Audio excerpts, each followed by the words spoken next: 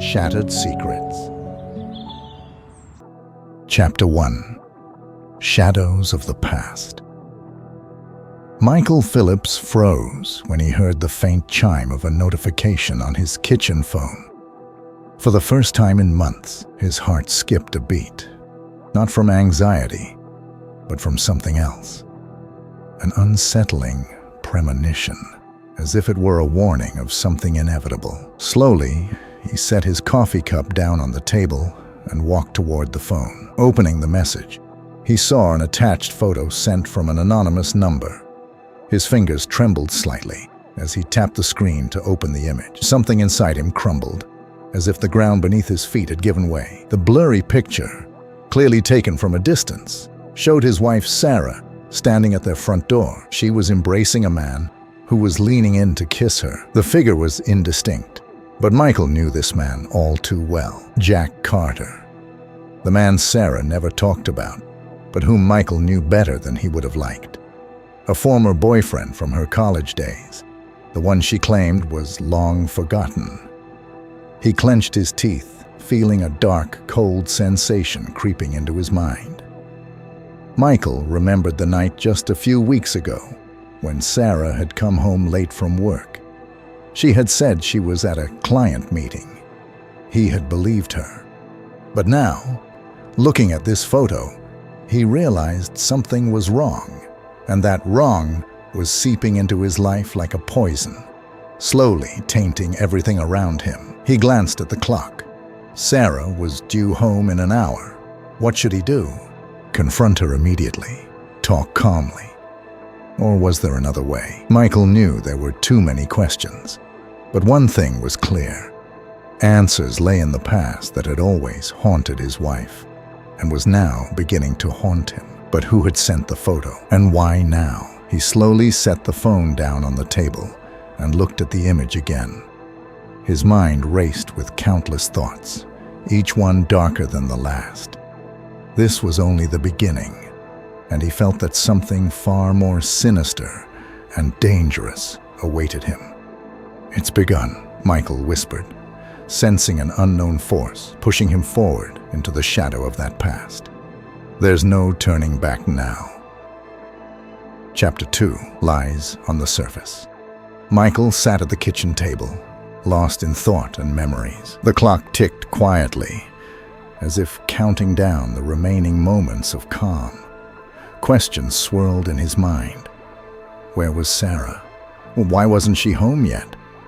Was this really happening, or was he trapping himself in a web of suspicion? Suddenly, the sound of a key turning in the lock echoed through the house. The door opened, and Sarah walked in. Michael watched her from the shadows, standing in the darkened kitchen. She didn't notice him, preoccupied with taking off her shoes and carefully hanging up her coat. Her movements were routine, familiar, but something about them sent a chill down his spine. The ease with which she entered the house, as if nothing was wrong, ignited a rage within him that he struggled to contain. "You're late," Michael said quietly, stepping out of the shadows. Sarah flinched at the sound of his voice, surprised to see him standing in the dark. For a moment, her eyes widened, but she quickly composed herself and smiled, as if everything was perfectly normal. "Sorry, honey.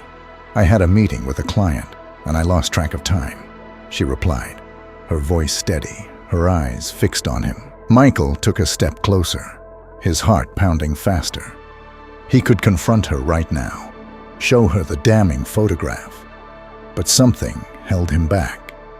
Perhaps it was his habit of solving problems logically and carefully, or maybe it was something darker, more insidious. He decided to play along, to match her game. "It's okay. The important thing is that you're home," he said, his voice as calm as ever, giving away no hint of his inner turmoil. Sarah relaxed, not realizing that the ice beneath her feet was cracking. She walked to the refrigerator and pulled out a bottle of wine. She offered Michael a glass, but he declined, Watching her, she poured herself a drink and took the first sip. She talked about small, mundane things, how her day had gone. Her story sounded like just another routine, but to Michael, every word seemed like a lie, carefully woven to lull him into a false sense of security. "Sarah, have you run into any old friends lately?" Michael asked suddenly, dropping the question casually. Sarah froze for a split second. Her eyes darted to the side, and she laughed nervously. "No, why do you ask?" she replied, her tone surprised, but her eyes avoiding his. Michael felt his anger grow, but he still kept it in check. "Just curious. I realized it's been a while since we've seen any of your old acquaintances, so I thought I'd ask," he said, pausing to gauge her reaction. Sarah laughed again, this time more awkwardly, clearly eager to change the subject. The night dragged on slowly. They went to bed, but sleep eluded Michael. He lay awake, listening to Sarah's even breathing as she slept beside him, seemingly untroubled. But now he knew, beneath that mask of calm, there was a secret that could tear their lives apart. The next day, Michael received a message from Mark. It was just 2 words: "Got news." Those words struck him like a hammer blow, tightening the knot of tension inside him. Michael headed out to meet Mark at their usual spot, an old warehouse on the outskirts of town where they used to meet to discuss important matters when their business was just starting. The place reminded him of simpler times, when he could still trust people. Mark was waiting for him at the entrance, arms crossed over his chest. His eyes held a seriousness that left no room for doubt. "I found out who sent you that photo, Mike," Mark began, wasting no time. "And I don't think you're going to like it." Michael tensed, his breath quickening. Mark's words felt like a punch to the gut, shattering his last illusions. "It was Rebecca," Mark said, "Jack's wife. She sent you the photo. She knew about Sarah's affair and decided you needed to know the truth." Michael was stunned. Rebecca, Jack's wife. Why hadn't she said anything when they met? His mind raced with new questions. Was this revenge or something more sinister? "But there's more," Mark continued, noticing Michael's confusion. "I dug deeper into Rebecca's background. She's not just out for revenge. She has her own motives. She's after your business, Mike. She and Jack are working together. They both want to destroy you and take over your company." Michael felt a cold sweat break out on his forehead. Everything he knew was crumbling before his eyes. The stakes were higher than he had ever imagined. This wasn't just about betrayal anymore. Michael realized he was fighting for his life. Chapter 3: Invisible Bonds. Michael sat in the kitchen until midnight, drowning in his thoughts and memories. The clock on the wall quietly ticked away, as if marking the seconds until the calm would end. His mind churned with questions. Where was Sarah? Why hadn't she come home on time? Was this really happening, or was he just spiraling into paranoia? Then, suddenly, the sound of a key turning in the lock broke the silence. The door creaked open, and Sarah walked in. Michael watched her from the shadows of the dimly lit kitchen. She didn't notice him as she busied herself with taking off her shoes and hanging up her coat. Her movements were as familiar as always, but something about them made his blood run cold. The ease with which she entered the house, as if everything were normal, fueled the fire of anger that he struggled to control. "You're late," Michael said quietly, stepping out of the darkness. Sarah flinched, startled by his voice. Her eyes widened briefly, but she quickly masked her surprise with a casual smile. "Sorry, honey. I had a meeting with a client and lost track of time," she replied, her voice smooth, but there was a slight tension in her eyes. Michael took a deep breath, his heart pounding. He could confront her now, reveal the photo, and demand an explanation, but something held him back. Perhaps it was the instinct to remain calm, or maybe it was a deeper, darker suspicion that there was more to this than what appeared on the surface. He decided to play along, to see how far she would go. "It's fine, as long as you're home now," he replied, his tone even, betraying nothing. Sarah seemed to relax, unaware of the metaphorical ice cracking beneath her feet. She moved to the refrigerator, pulled out a bottle of wine, and poured herself a glass. She offered him one, but he declined, watching her intently as she took a sip. She chatted about her day, about mundane details that felt increasingly hollow to Michael. Every word sounded rehearsed, like a well-practiced lie meant to soothe his doubts. "Sarah," Michael said suddenly, his voice casual, "you haven't seen any old friends recently, have you?" Sarah froze for a brief second, just enough for Michael to notice. She quickly recovered, letting out a small laugh. "No, why do you ask?" she replied, her tone light, but her eyes darted away from his. Michael felt his anger simmer, but he kept it under control. "No reason. I just realized it's been a while since we've seen anyone from your past, and I was curious," he said, pausing to gauge her reaction. Sarah laughed again, but it was forced, her discomfort evident. The rest of the night passed slowly. They went to bed, but Michael couldn't sleep. He lay awake, listening to Sarah's steady breathing, pretending to be at ease. But now he knew. Behind her mask of calm, she was hiding something that could shatter their lives. The next morning, Michael received a text from Mark. "We need to talk. Urgent." Those words sent a chill down his spine. Whatever Mark had found, it couldn't be good. They met at the same old warehouse on the outskirts of town, where they had once discussed business strategies in their early days. The place was filled with memories, but today, it felt foreboding. Mark stood at the entrance, his expression grim. "I found out more about Rebecca," Mark began, without preamble. "She didn't just send that photo out of spite. She has a much bigger agenda." Michael's pulse quickened. He had known Rebecca was involved, but how deep did this conspiracy go? "Rebecca is working with Jack," Mark continued. "She's not just after revenge. She's after your business, Mike. They both are. Jack and Rebecca have been plotting this for years. And Sarah, she's been caught in the middle. They're trying to destroy you from the inside out." Michael felt a wave of nausea. The betrayal was deeper than he had imagined. All this time, he had been focused on the wrong enemy. "And Sarah?" Michael asked, his voice barely above a whisper. "Where does she fit in?" Mark hesitated before responding, his eyes darkening. "She was a pawn, Mike. They manipulated her, made her believe she was protecting you by playing along. But now, I'm not so sure where her loyalties lie. She's in too deep, and she might be more involved than she's letting on." Michael's heart sank. The woman he had trusted, the woman he had loved, was entangled in a web of deceit that threatened to consume them all. "What do we do now?" Michael asked, feeling the weight of the situation pressing down on him. "We need to confront them," Mark said firmly. "But we have to be smart about it. If we don't act quickly, they'll make their next move, and it could be the end for both of us." As Michael left the warehouse, he knew one thing for certain. This was no longer just about saving his business or his marriage. It was a fight for survival, and in this battle, there would be no mercy. Something dark was looming on the horizon, and Michael could feel it in every fiber of his being. Chapter 4. On the Edge of the Abyss.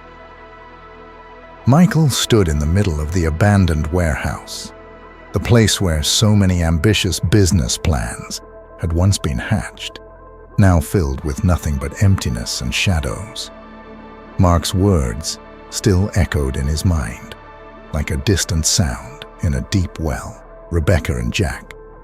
They had been working together all along, plotting to destroy his life, his business, his family. The betrayal went deeper than Michael could have ever imagined. "Are you sure?" Michael asked, his voice trembling with barely contained anger.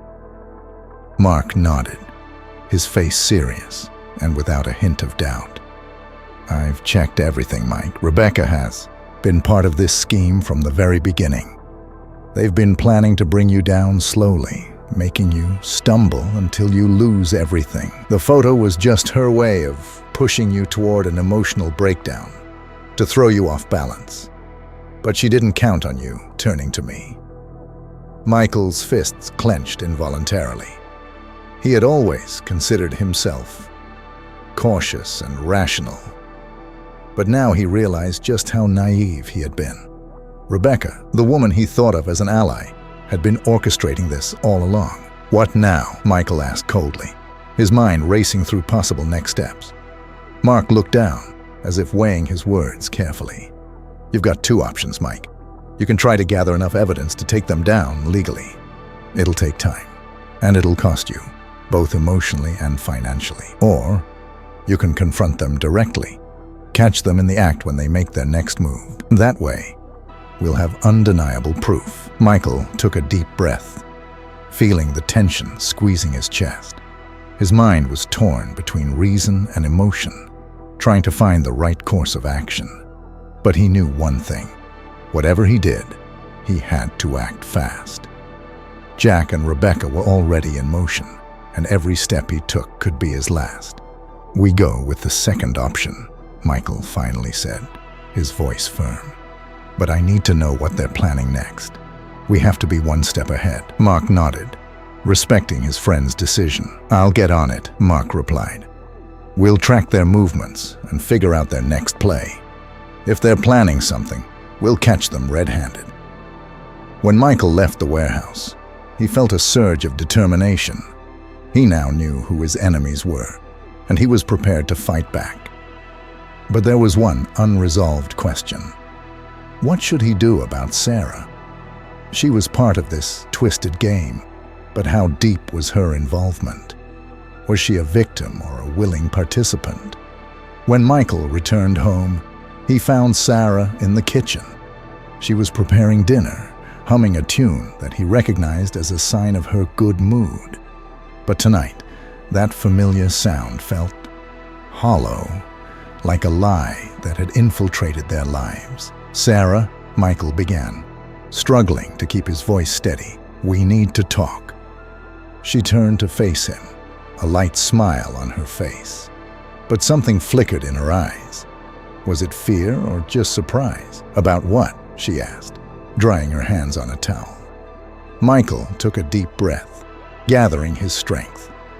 "Have you seen Jack Carter recently?" he asked, watching her reaction closely. Sarah froze for a moment. Her face darkened briefly, but then she quickly masked it with a smile. "Why do you ask?" she replied, her tone still calm, but her eyes betraying a hint of nervousness. "I ran into him recently," Michael said, his voice steady. "I get the feeling there's something you haven't told me." Sarah stood still, her face a mask of conflicted emotions. For a brief moment, Michael thought she might deny everything. But then she sighed and sat down at the table, burying her face in her hands. "You're right, Michael," she whispered. "There's a lot you don't know." Michael's heart pounded in his chest, a mixture of dread and anticipation building inside him. "Then tell me, Sarah," he urged.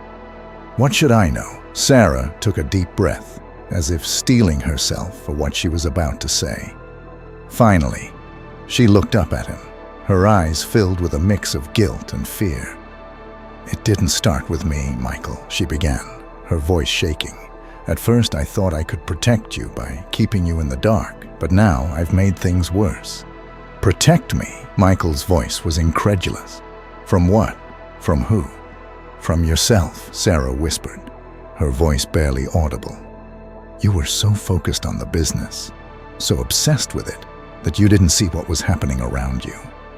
Jack and Rebecca saw your weakness, your trust, and decided to exploit it. But I found out about their plan and tried to stop them. I got close to Jack to learn what they were up to." Michael stood motionless, struggling to process what he was hearing. Sarah's explanation was compelling, but there was still something off about it. Her story seemed too convenient, too neatly tied together. "So, You want me to believe you were pretending all this time to protect me?" he asked, a hint of irony in his voice. "Is that all?" Sarah closed her eyes, as if battling inner demons. Then, with visible effort, she nodded. "No, it's not all," she admitted. "At some point, I lost myself. I really did start to fall for Jack, but then I realized he was using me, just like he was using you. But by then, it was too late. I was trapped, Michael. Jack threatened to destroy everything we had if I tried to back out." Michael felt his anger gradually give way to cold calculation. Now things were starting to make sense.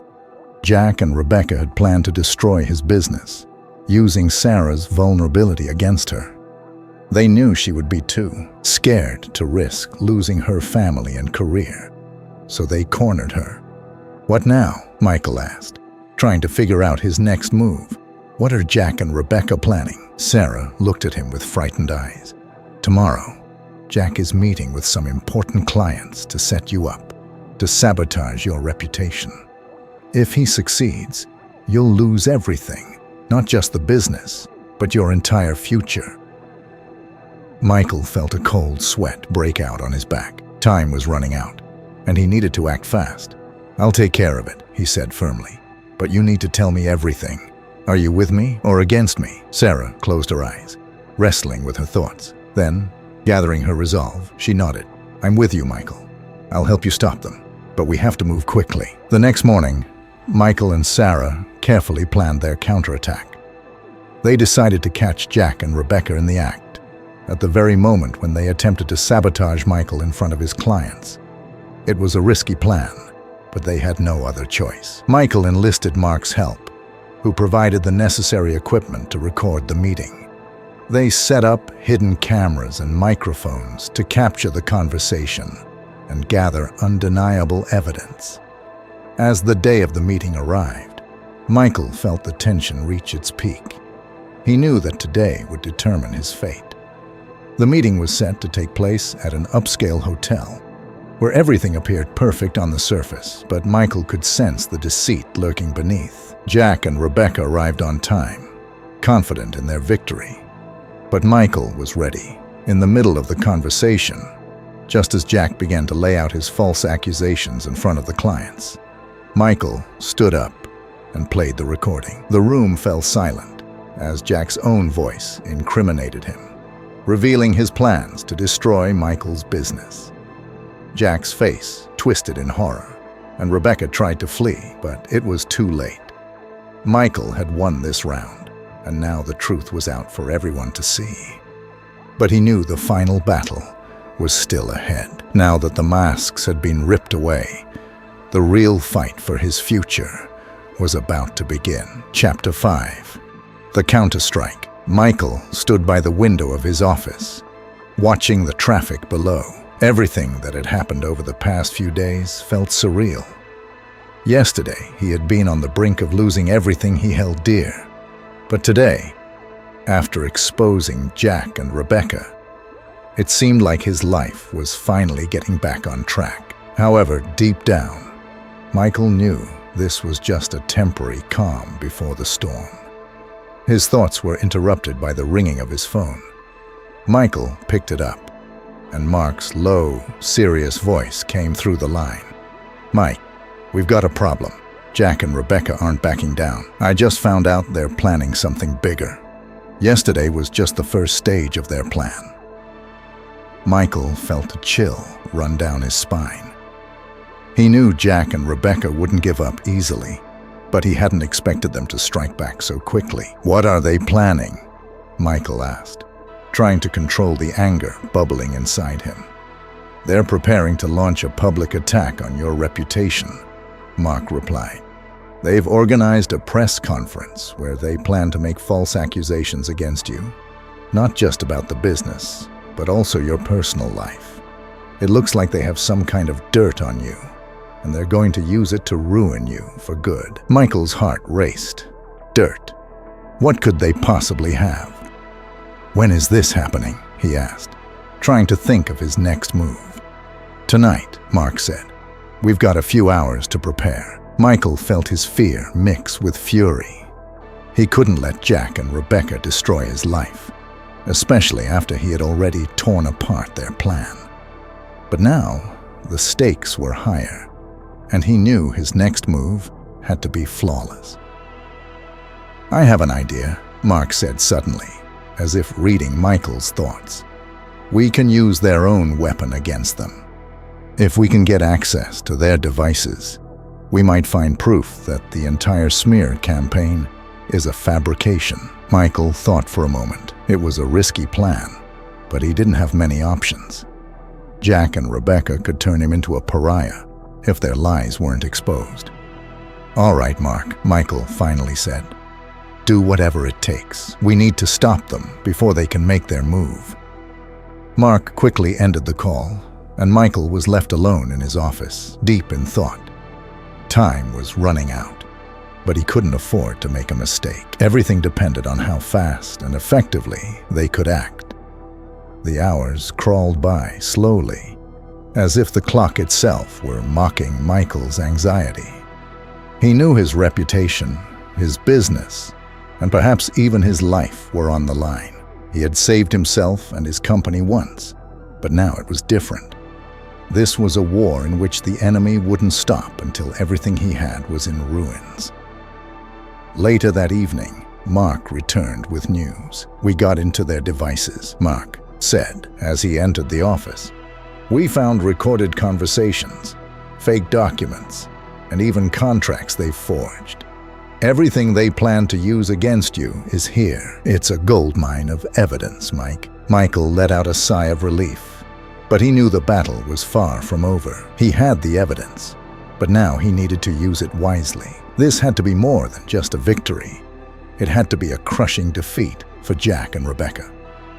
"We're going to turn this around at their press conference," Michael said, his voice firm. "Let everyone see them for who they really are." When evening came, Michael and Mark arrived at the location where Jack and Rebecca's press conference was to take place. The room was already filled with journalists, cameras, and microphones, everything set up for the scandal they intended to unfold. But before Jack could even open his mouth, the doors to the room swung open and Michael stepped inside.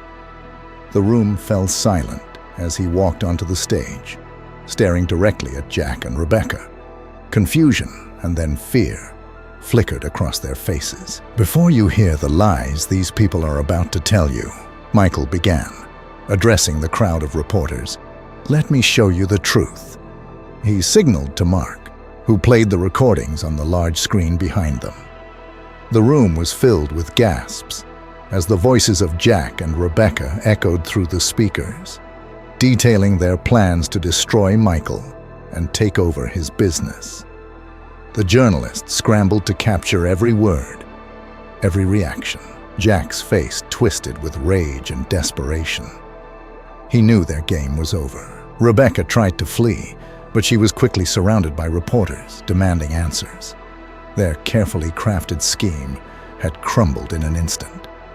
Michael stood to the side, watching the chaos unfold around his defeated enemies. They were ruined, and now he had the upper hand. But he knew this wasn't the end. One final move remained in this war, and only then would he be able to truly reclaim his life. Chapter 6. The Reverse Strike. Michael stood by the window of his office, the city lights reflecting off the glass as the night deepened. Everything felt surreal. Just hours ago, he had turned the tables on Jack and Rebecca, exposing their plot and saving his reputation. But despite the apparent victory, Michael couldn't shake the feeling that the fight wasn't over. He knew Jack and Rebecca wouldn't give up easily. They were desperate, and desperate people were dangerous. The silence in his office was broken by the ringing of his phone. Michael answered it, and Mark's voice came through, urgent and tense. "Mike, I've got bad news. Jack and Rebecca aren't done yet. They've already made their next move." Michael's heart skipped a beat. He had expected retaliation, but not so soon. "What have they done?" Michael asked, his grip tightening on the phone. They're planning to sell your company's confidential information to a competitor, Mark replied. If they succeed, it'll be devastating. This isn't just about destroying your reputation anymore. They're going after everything you've built. Michael felt a cold wave of fear wash over him. This was worse than he'd imagined. Jack and Rebecca were no longer just trying to ruin him. They wanted to obliterate his entire legacy. Where's the deal happening? Michael demanded, already thinking of how to stop them. An old warehouse on the south side of the city, Mark said. They've set the meeting for late tonight. We have to act fast if we want to catch them. Michael nodded, his mind racing. This was the final play, the last move in their twisted game. If he could stop them now, he could end this nightmare for good. But if he failed, everything he had worked for would be gone. I'll meet you there, Michael said. We need to hit them hard, Mark. No mistakes. The warehouse was as dark and desolate as Michael had imagined. It was the perfect setting for a shadowy deal. A place where secrets could be exchanged without fear of discovery. Michael and Mark arrived early, setting up their surveillance equipment and preparing for the confrontation. As they waited in the shadows, Michael's heart pounded in his chest. He knew that this was it, the moment that would decide everything. Jack and Rebecca arrived soon after, accompanied by a man who was clearly the buyer. Michael watched them closely, his eyes narrowing as he studied their every move. Remember, we need solid evidence, Mark whispered. Once they start the exchange, we move in. Michael nodded, keeping his eyes on the scene before him. The tension was unbearable, each second ticking by like a countdown to disaster. But then, something went wrong. Mike, they're onto us, Mark hissed, his voice filled with alarm. Michael's blood ran cold as he saw Jack glance around, his eyes narrowing with suspicion.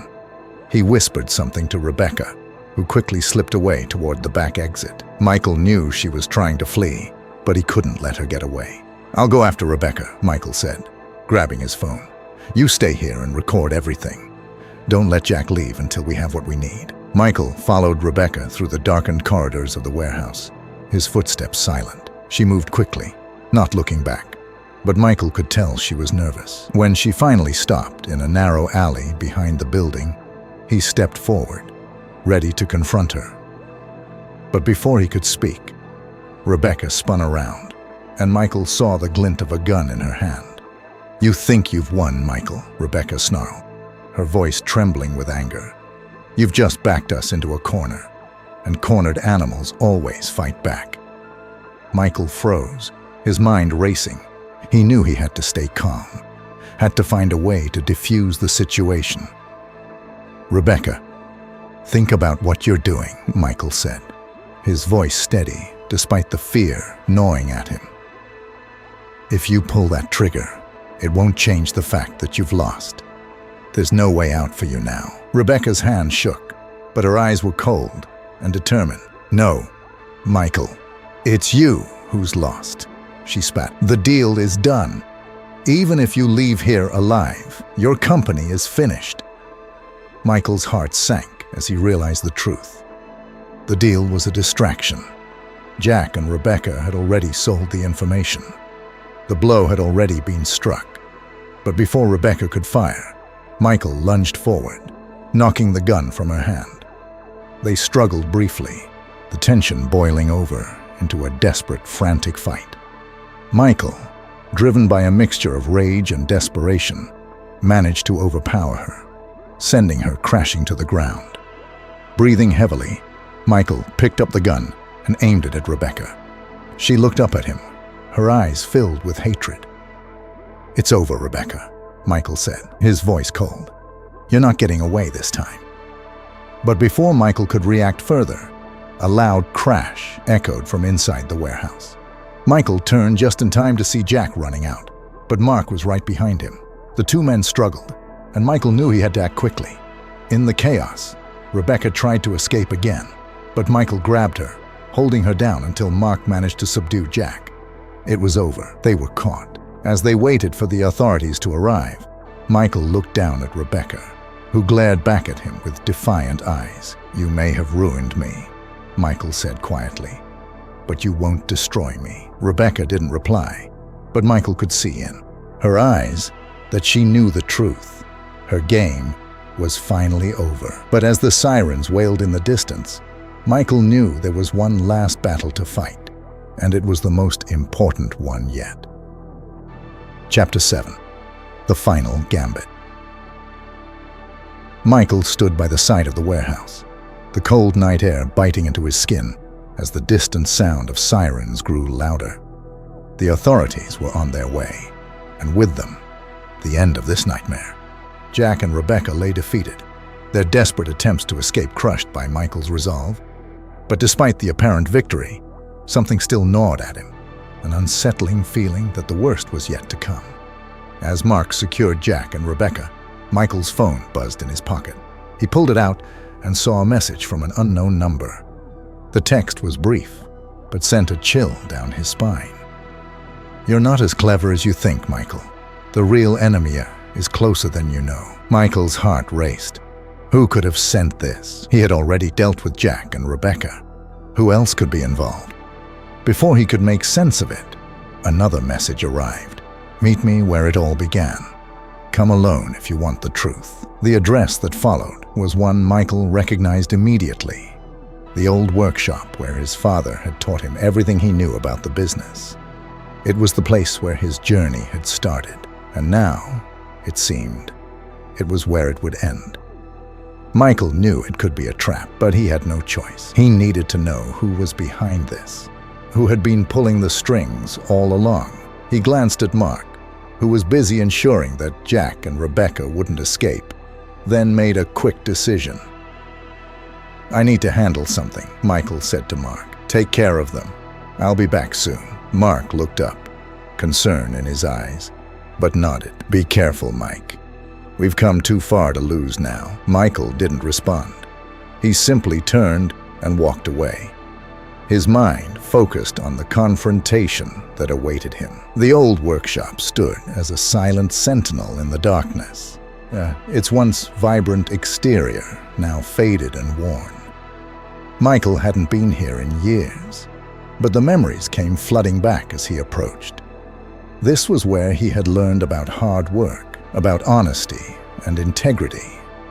It was where his father had instilled in him the values that had guided his life. But tonight, those memories were tainted by the knowledge that someone had used his past against him. Michael stepped inside, the creak of the wooden floorboards echoing in the stillness.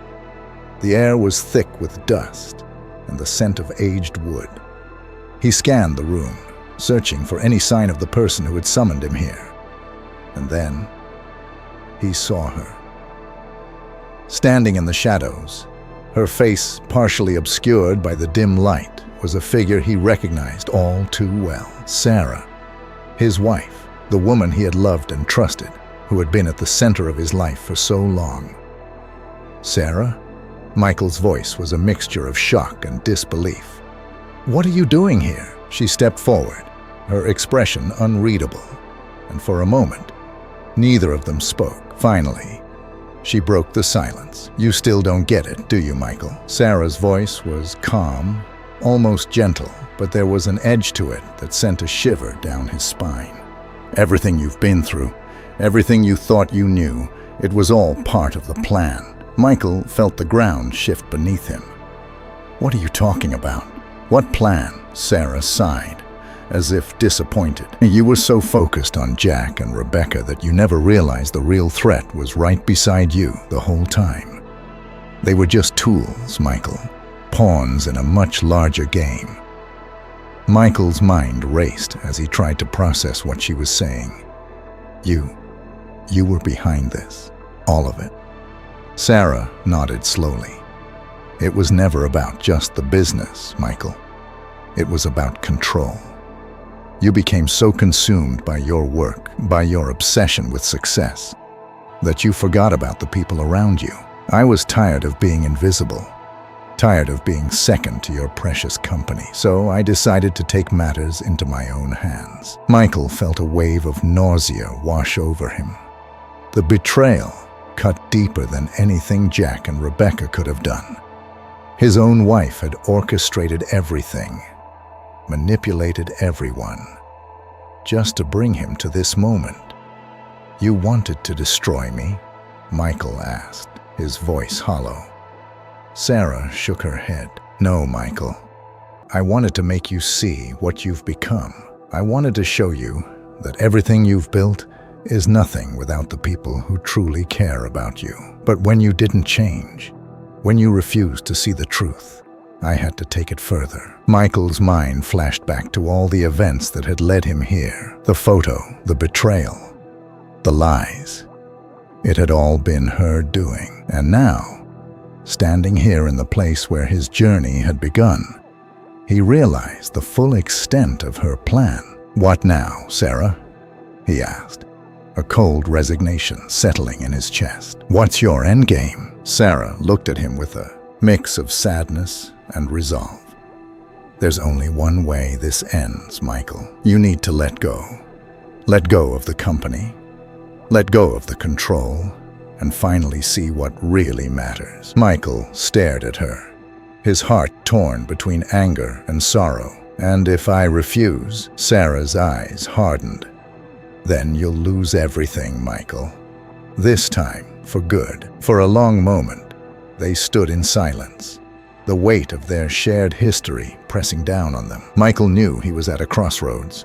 He could fight her, try to hold on to what he had built, or he could let go, as she demanded, and face an uncertain future. But before he could decide, the door to the workshop burst open, and Mark rushed in, gun drawn.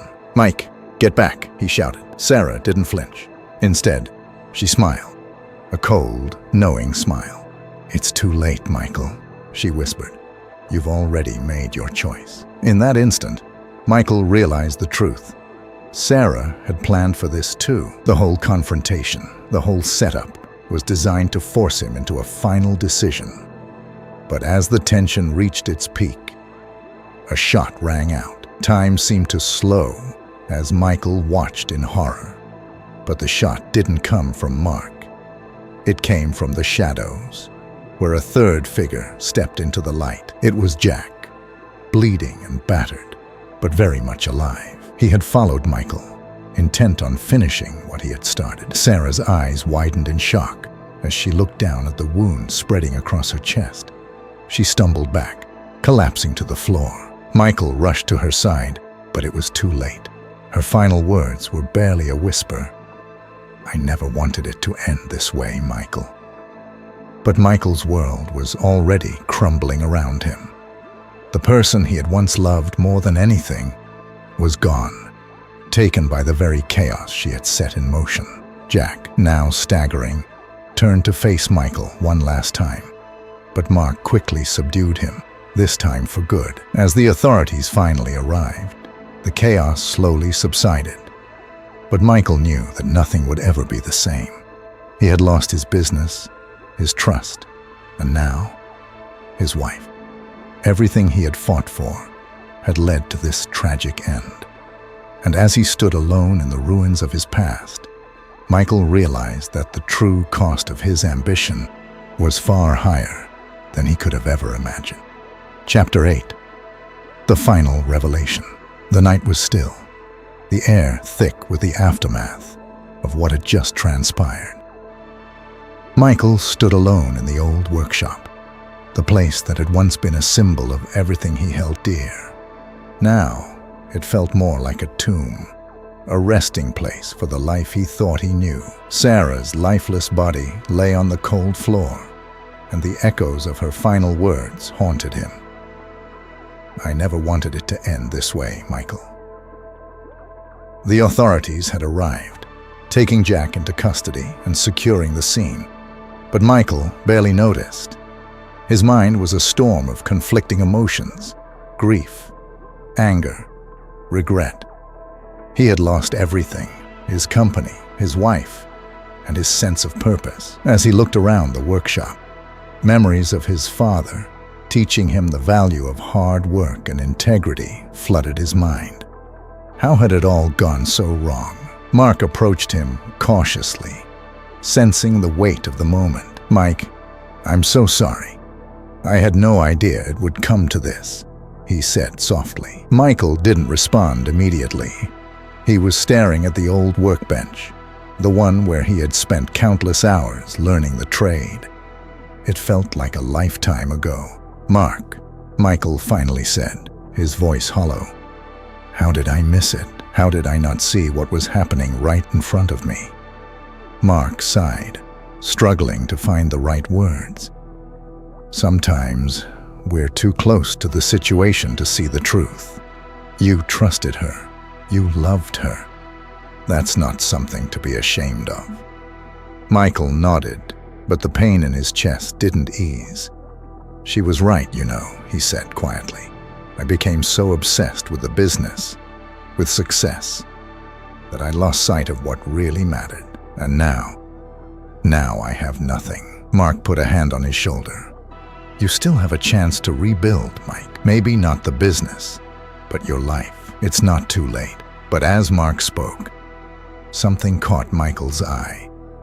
A small, hidden compartment in the workbench. It was a place he hadn't thought about in years. His father had once shown it to him, calling it a secret for those who know where to look. With trembling hands, Michael reached out and opened it. Inside was a small, dusty envelope. The paper was yellowed with age, and Michael's name was written on it in his father's handwriting. His heart skipped a beat as he carefully pulled it out and unfolded the letter inside. The words, written so many years ago, hit him like a freight train. "Michael, if you're reading this, it means you've reached a crossroads. Life is full of choices, son. Some are easy. Others will test your soul. Remember that success is not measured by what you gain, but by what you are willing to sacrifice for what truly matters. Don't let ambition blind you to the people who love you. They are your true legacy." Tears welled up in Michael's eyes as he read the letter over and over. His father had seen this moment coming, had known that Michael would one day face a decision that would define his life. And in his pursuit of success, he had sacrificed the very thing his father had warned him to protect. Suddenly, the pieces fell into place. The real lesson wasn't about winning or losing, about business or power. It was about understanding what truly mattered, and Michael had lost sight of that long ago. Sarah's betrayal, Jack's vendetta, even Rebecca's manipulation, they were all symptoms of a deeper problem. And that problem had always been Michael's inability to see beyond his ambition. Michael took a deep breath and folded the letter, slipping it back into the envelope. He turned to Mark, a new resolve in his eyes. "You're right, Mark. It's not too late," he said, his voice steady. "But I need to start over, from scratch. No more chasing success at all costs. No more blind ambition. It's time to rebuild. But this time, I'll do it right." Mark nodded, a small smile forming on his lips. "Whatever you need, Mike. I'm with you." As they left the workshop, Michael took one last look at the place where his journey had begun. It was time to close that chapter and open a new one. But as he walked away, he knew one thing for certain. The future, whatever it held, would be different. This time, he wouldn't make the same mistakes. But as they stepped outside, a car pulled up, a sleek black sedan. The tinted window rolled down, revealing a familiar face that sent a shockwave through Michael's system. It was Rebecca. Only this time, she wasn't wearing the mask of a desperate woman. Her expression was calm, almost smug. "Leaving so soon, Michael?" she asked, her voice laced with irony. Michael froze. "Rebecca? How?" she smiled, the corners of her lips curling into something that wasn't quite a grin. "You didn't think it would end like this, did you? Sarah was a distraction. Jack was a fool. But me? I'm the one who knows how to survive. I always have. The realization hit Michael like a sledgehammer. Sarah, Jack, all of it. It had been a ploy, a carefully orchestrated game. But the real mastermind, the real enemy, had been right in front of him the entire time. Rebecca had played them all, biding her time, waiting for the perfect moment to reveal her hand. "What do you want, Rebecca?" Michael asked, his voice cold. "I already have what I want, Michael," she replied, her eyes gleaming with triumph.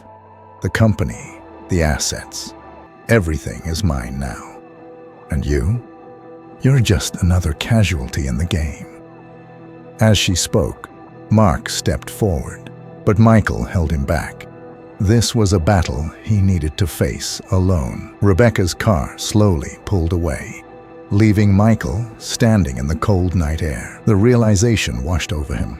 He had been outplayed at every turn. But as he watched the taillights disappear into the darkness, a strange calm settled over him. Rebecca had won the battle, but Michael was determined to win the war.